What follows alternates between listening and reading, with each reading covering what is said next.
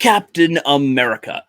Captain America is next up on the list because Marvel Phase 4 seems to look so freaking bad that I've been wanting to go back and check out the first couple of phases in the MCU. And I've been doing that in no particular order.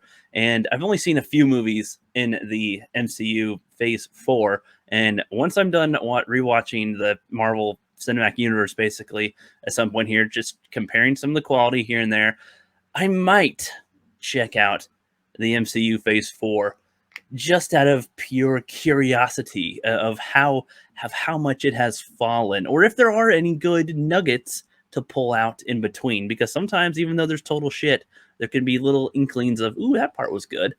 And that way, I can have a full, well-rounded opinion on the MCU if it's like that. So I went back and watched Captain America.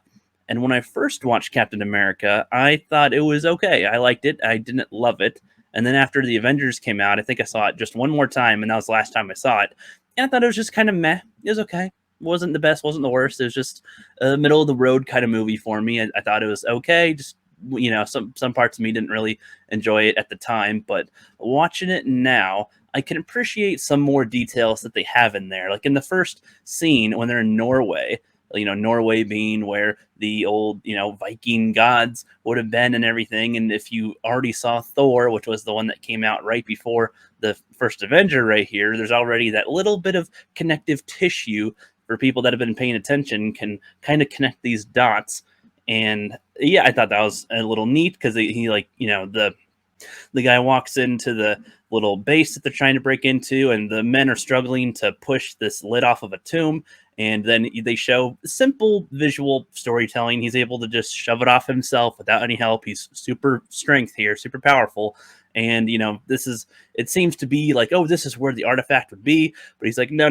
It's not going to be that simple to find. It's not going to be that easy. It's going to be hidden somewhere else. The gods have left behind these gifts for what is supposed to be above mankind, above a normal human, above a normal mortal, and that's where the Tesseract is, and it's in Norway. I like that little connective thread right there. And then when he shoots the guy, the blood gets on the skull. And for normal audience members that don't know what this story is supposed to be or this character, I think they think, oh, it's a cool visual. But then people that are aware of it, it's that nice little nugget of, oh, that's Red Skull tease. Holy shit. Okay, cool. Oh, awesome. Nice. The way that the MCU was it wasn't trying to shove everything in your freaking face. They set breadcrumbs out. They have fun Easter eggs that you can piece together yourself if you're paying attention, attentive eye, whatever, with stuff. And I miss that because nowadays they're really in your face as far as I can tell. Even in some of the MCU Phase 3 ish stuff, a little bit here and there. And there's some moments, a little bit, but from what I can tell with the MCU Phase 4, oh, it's like cringe levels. But anyway, back to Captain America. We get our, scrappy little Steve Rogers. He's Chris Evans on the little body.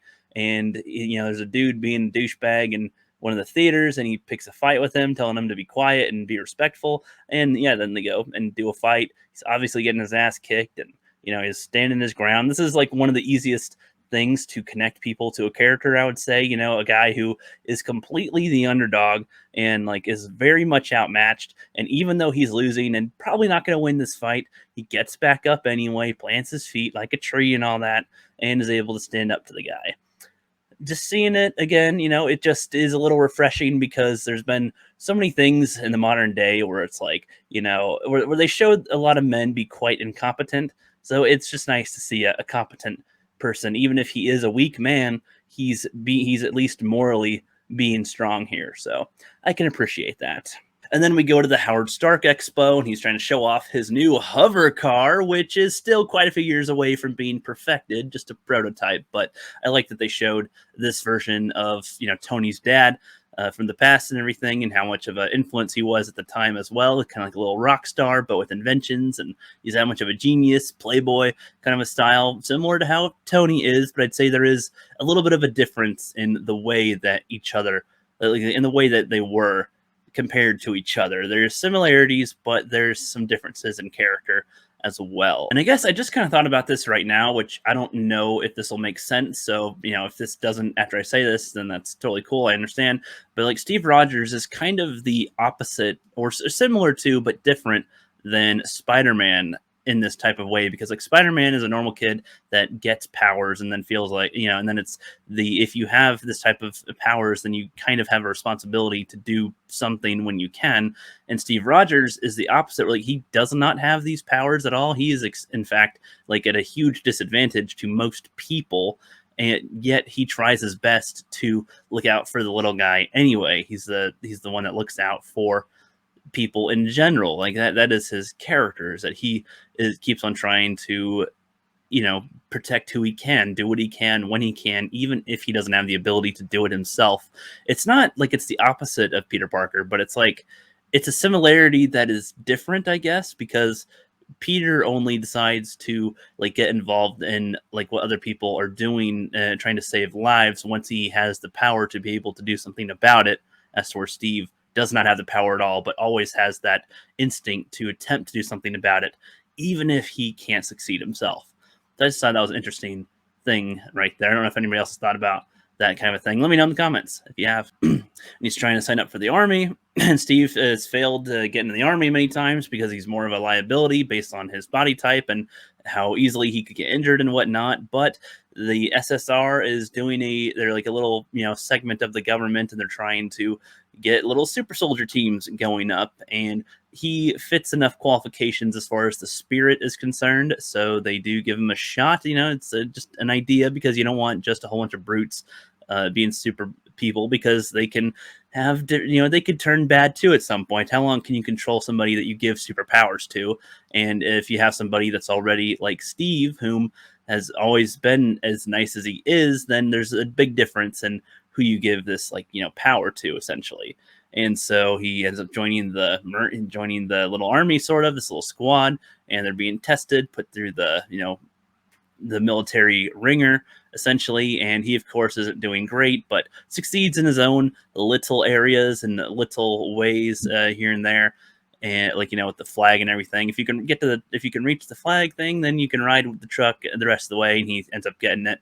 So there was that. And then a lot of people like the scene where he jumps on the grenade, which I like the sentiment of it, but the way it's filmed, I'm sure that people have probably pointed this out before too, because it's so obvious. Like, he tosses the dummy grenade, everybody clears out of the way, and then Steve jumps on it and tells everybody to get back. I feel like this was a huge misdirect in the events that are happening. Like, I feel like it should have been that he drops the grenade, Steve dives on it, tells everybody to clear out, and then they do. And I think that would make more sense to what he is doing, because he just, jumped on it, tried to sacrifice himself and get them away so they're out of danger. But when he does it here, so I think what they wanted to do was he throws the grenade. No one else is willing to jump. Like, they wanted to clearly portray that nobody else is willing to jump on the grenade. But out of all of them, once they are all literally out of the way, he's the one that's willing to sacrifice himself, which that does still come off. But it just seems like you just kind of suicided yourself right there when everybody else already cleared out. You could have just cleared out too and have been fine. But like, I think what they wanted to do there, most people understood what the point of that was, of course. And then I'm just gonna kind of speed run through some of the movies. Like, once he gets his powers and everything, he's screaming in there, and they're like, "Oh, turn it off, turn it off. You don't want to hurt him too much." But he's just like, "No, I can do it." Like, he cannot. At that moment, it's like, this is his life-changing type of thing. This is his chance to do something for his country, finally. So he's not going to pass it up. He's been trying to this whole time. He's going to take it on, and he does. And he gets this big old body. They get, bombed by the one guy who is seeing their experiment work and everything, and tries to take a vial and whatnot, and he chases him down. And I do like how they show that he's in like a newer body, and it's more powerful. He's taller. It's super strength. It's not like a normal body alone. He's also stronger than a normal human now. And so, like, when he's running, he ends up like tipping over into a store, because he's just totally not used to this and turning with this type of a body, and can run almost as fast as like a 30-mile-per-hour car or something. So I like that little detail. And the fact that the kid that the one guy throws into the water. That's the type of thing that, oh, Steve is going to go save the kid and then the guy's going to get away, which would have been fine because that's sort of the right thing to do in that type of situation in a way. But, the kid's like, no, I can swim. Oh, thank God. That's a good breaking of the trope of, the hero needing to save the child or the cat or whatever from danger to let the bad guy get away. So that was neat. And, going through a little further with some of this, like Hydra's got their weapons that they're working on, and it's getting more powerful. But honestly, like the weapons that they use, like when Steve ends up actually going there and breaking in, like to break the prisoners out and everything, free them. They seem to just very easily take over the Hydra place, even with their weapons that they have, like the super powerful high tech alien Tesseract field weapons. They didn't seem to be like giving them that much of an advantage. Like they disintegrate you pretty much, or they hit you like an energy blast in general. And it's like, I don't know, a bullet, the energy blast, kind of the same effect. There's really no difference in it other than, one could completely disintegrate you, the other one could still kill you, but the point is that both can kill you. So I don't really like, unless maybe if the Tesseract, Hydra weapon shot you in the hand and that could kill you, maybe that would be more effective. But it just seemed like there wasn't much of a huge difference because they end up getting a bunch of the Hydra like territories and like bases destroyed because of Captain America and his crew. And even though the Hydra bases are full of Hydra weapons, you'd think there'd be some sort of advantage, but I feel like they had to come up with some, okay, they're good enough that Captain America's here and they can overcome it, I guess. And I don't know, it just felt like they could have maybe done more with the Hydra weapons part, making them seem more threatening than they were, because they just kind of, after they escaped the camp, the Hydra seemed a lot less formidable than they appeared to be at first. You know what I mean? Just, not as much. I'm skipping around some of the stuff, like, seeing She-Hulk now. She's like, oh, he banged one of the showgirls, which is fucking ridiculous. That's one of those, like, post-writing things. Like, okay, it's already finalized, and that is a thing that did not happen, but in our newest show, we want to have some reference to an older thing, so we're just going to say, oh, we're talking about his virginity, and if he banged somebody, oh, he banged one of the showgirls. Of course. The way his character is written, that definitely would not have happened. Like, he had his eyes fully set on Peggy. He's waiting for the right dance partners. He was saying he literally had a locket of her that was fully on his mind. He was fully for trying to do stuff for the country and respect and whatever. And at the time, the stocks and show, like the dance off thing, is what he was told is what he can do at the moment until he can actually do something else for his country. So it's like, that's what he was doing. And I completely doubt that he'd just go bang a showgirl. When that one military chick tried kissing him, he seemed extremely surprised and shocked and was, very disappointed as Peggy saw that. And it was like, he did not likely bang one of the showgirls, like, clearly.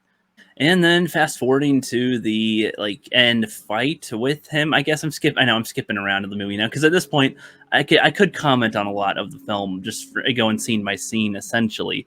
But you guys have seen it. I'm just giving you guys my impression of it.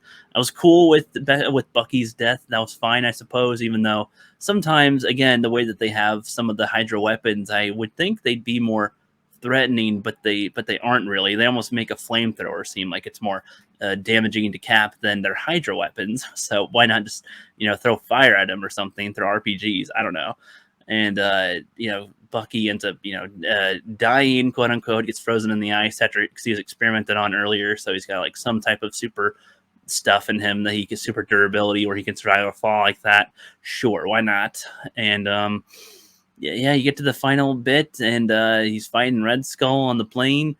There's some stuff with that was kind of odd, like when he's trying to fire the missiles to launch to the certain countries to, blow them up with their Hydra weapons. Like, yeah, he literally just some of that sequence in that, like as they're taking off, and he can like pilot one a little, like just some of that looked a little odd to me with it. Like, it's hard to describe without like showing a bunch of the visuals, and I don't feel like getting visuals up for this. So just if you look at it yourself, it seemed kind of odd when he's on the plane, he's trying to prevent the like missiles from going off. The stuff in that was a little weird. with their fight sequence and everything. But whatever. Then he fights Red Skull and wins, and Red Skull uses the Tesseract and teleports away. I assume that a lot of people thought that he died at that point, but they do make it clear, especially in Avengers, that it's a portal essentially. So it just took him to another end of space essentially. And yeah, there you go. And then I don't know if my audio just went shitty or not. So I'll just finish out the video right here, I suppose. Yeah, and then he, gets frozen in the ice. Peggy's all sad. He wakes up in the future, and that is a huge precedent for a lot of character stuff that I wish that we were able to see between that film and the Avengers. But you do get enough of what he went through. You get an idea of the type of stuff that he goes through throughout his Captain America films and the Avengers and stuff. That he's got a lot on his mind, and that he's not fully acclimated to the present right away, especially by the Avengers. So that's fine. But if they had a solo movie that went into that would be cool too. That'd be cool. Anyway, that's all I gotta say about Captain America, you guys. I enjoyed it after a rewatch. Have a good one.